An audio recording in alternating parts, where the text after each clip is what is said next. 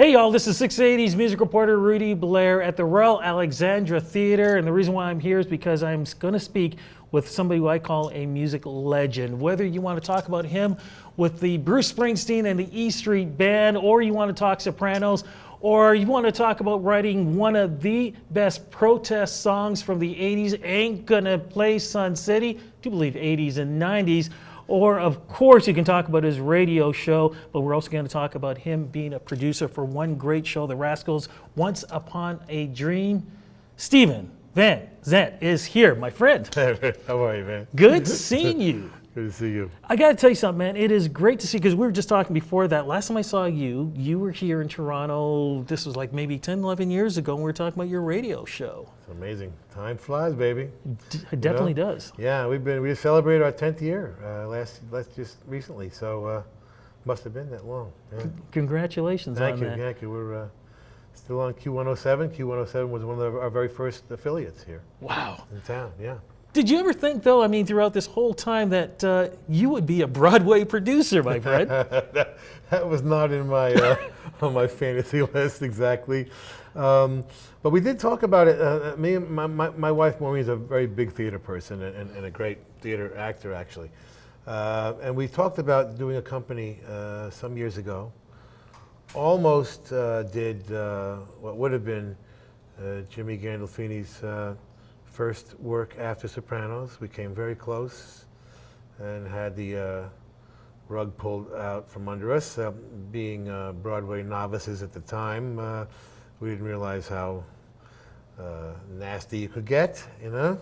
It got nasty and we got screwed. But we came back now with the Rascals and Once Upon a Dream, and it was wonderful how Broadway accepted us. I mean, it was a nice pat on the back being invited to do the Tonys, for instance, you know, for us first timers.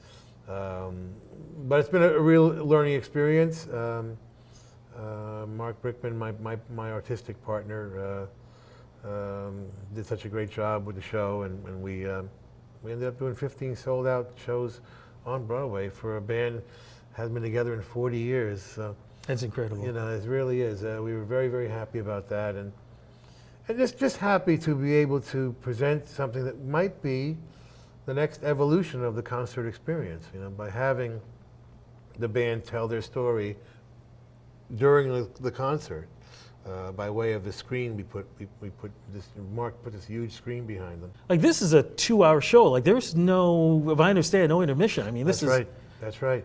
No, we had the challenge of wanting to do a real concert and maintain the integrity of a real concert because no one had seen them literally in 40 years.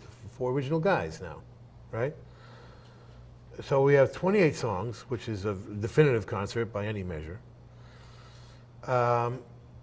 We had that, and that's remarkable by itself. But then what we do is we have every 3 songs or so, the stage goes dark, and on comes this huge screen that Mark put in. It's like a arena or a stadium stage in a theater, you know.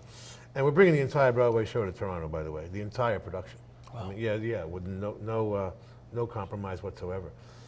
And we filmed the guys speaking to the audience directly on these huge screens. And we also have actors in the film, you know, acting out certain scenes from their career. But the only live thing is the band itself. And so we have that wonderful hybrid of a real theatrical event. It's a real show with a story and a concert. And what it does, it puts their great songs in perspective because you now have a context for them. They had 15 hits. People tend to forget that. They may not know the Rascals' name, they may not know their history, but they know the songs. You know? And the other important thing people should realize, too, these guys were bringing out hits during the British invasion, where a lot of American groups, including Elvis, were getting knocked off the charts. That's very true, very true. One of the very few groups to survive the British invasion, if you will. And they were literally 15 hits or so, 3 #1 records, which is a lot. And People Gotta Be Free, one of the anthems of the civil rights movement. which we talk about in the show, and their involvement with the civil rights movement. But I wanted to put those 15 hits in the show, obviously, and they're all in there, A and B sides, but also the other half of the show, which is showing their musical depth and some of the songs that weren't hits, the album tracks, because they were an album band. People think of them as a singles band, which they were, but they were also an album band and should be talked about on the same level as the Beatles and Rolling Stones and the Byrds. I mean, right there with the best of the rock bands and most artistic of the rock bands. And I think the show communicates that. It communicates their significance in terms of history. And maybe most importantly of all, it transports the audience back to the 60s for 2 hours. You know? Is this a celebration of the band? Is it the celebration of the music? Or is it a celebration of the generation? You know what? It's all three. It really is. The idealism of the 60s is right there in their records, in their music, and in the group itself, represented by those years. But in a way, the idealism of the 60s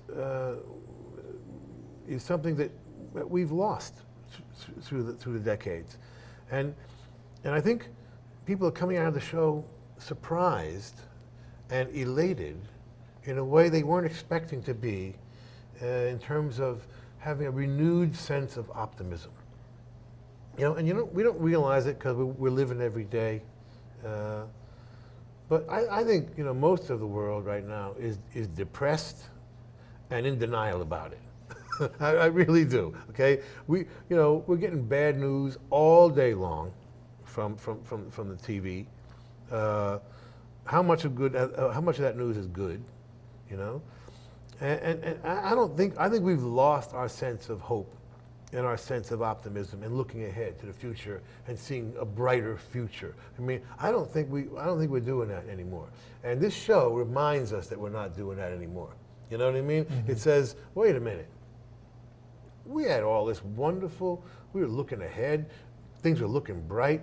We were happy. We were hopeful, and we were optimistic. And what happened? What happened? We kind of went off the rails a little bit. And I think this show really does remind people, maybe it doesn't have to be this way. Maybe we're looking at life the wrong way. Maybe we need to take control of our lives a little bit more, or something, and start to regain that sense of optimism and hope, and try and live every day with a little bit more positive energy. And that show, the show is actually doing that to people. They're coming out with a whole new sense of renewed energy. So I'm very, very proud of that. And I think it's, in a way, the show is bigger than even the Rascals themselves. Well, my friend, I want to say thank you so much for bringing the show to Toronto, and thank you so much for doing this interview with me. It was a definite pleasure. Great seeing you again. Let's do it a little bit more often, huh? Absolutely. And of course, folks, make sure you check out all the other interviews on 680news.com. This is 680's music reporter Rudy Blair with Stevie VanZandt telling you we will see you on the flip side.